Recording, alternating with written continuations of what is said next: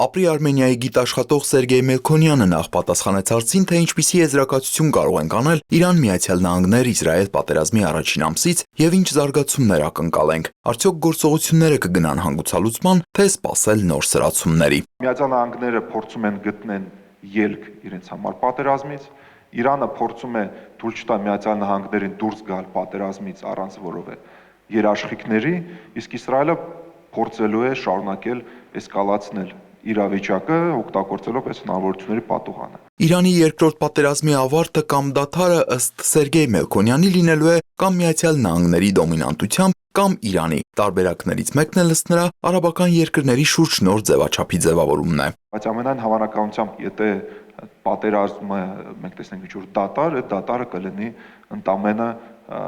ժամանակավոր, եւ մենք կարող ենք ականատես լինենք նոր երրորդ պատերազմի։ Ապրի Արմենիայի մյուս գիտաշխատող Լեոնիդ Ներսիսյանն էլ անդրադարձավ այս պատերազմի ռազմական կոմպոնենտին։ Նրա խոսքով Միացյալ Նահանգներն ու Իսրայելն այս ընթացքում ունեցան օդուժի ֆանտաստիկ աշխատանք, գրեթե առանց կորուստների, սակայն միևնույն ժամանակ ռազմավարական մակարդակում հարկ է հաշվի նստել Իրանի կողմից Հորմուզի նեղուցի փակման փաստի հետ, որը շատ ավելի շատ խնդիրներ է առաջացնում ԱՄՆ-ի համար, քան երևի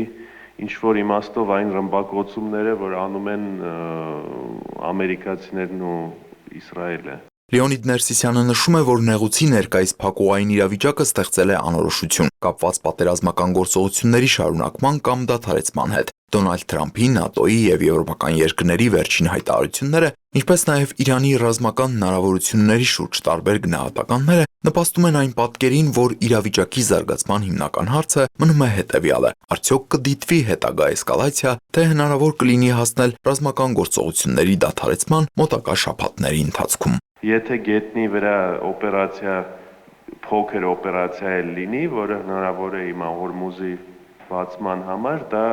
ռիսկեր է պարունակում, որ այդ փոքրը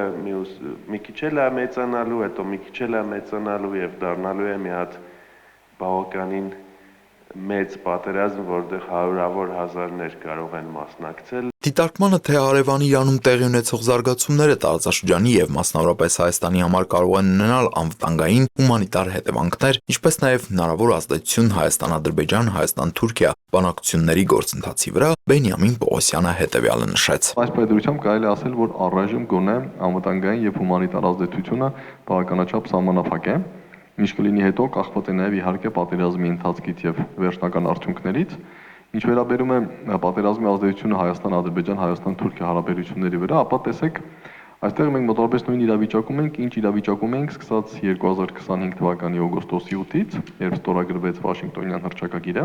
Իսկ նկատի ունեմ, որ որևէ նոր ռազմական էսկալացիայի վտանգ Ադրբեջանի կողմից այս պահին գրեթե զրոյական է, շարունակում է մնալ զրոյական։ Իսկ Իրան-Ադրբեջան էսկալացիայի ռիսկ տեսնում եք, հաշվի առնենք նաև տարածաշրջան բերվող կամ բերված զորքերի հանգամանքը։ Ադրբեջանի ղեկավարությունը բավականաչափ խելացի կլինի, որպեսզի թույլ չտա Ադրբեջանի տարածքի ուղղակի օգտագործում Իրանի դեմ հարվածների համար։ Ադրբեջանը կմտնի պատերազմի մեջ կամ առնվազն թույլ կտա, որ բացահայտ իր տարածքը օգտագործվի Իրանի դեմ, շեշտում եմ բացահայտ, որտեղ գուցե ոչ բացահայտ արդեն օգտագործվում է։ Միայն այն դեպքում, երբ Ադրբեջանում գրեթե վստահ լինեն կամ 100% վստահ լինեն, որ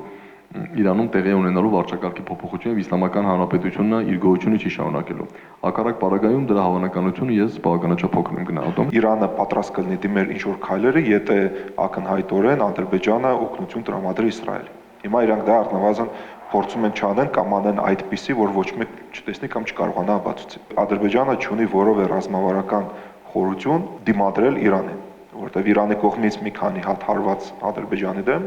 նավթային, նավթագազային ենթակառուցվածքի դեմ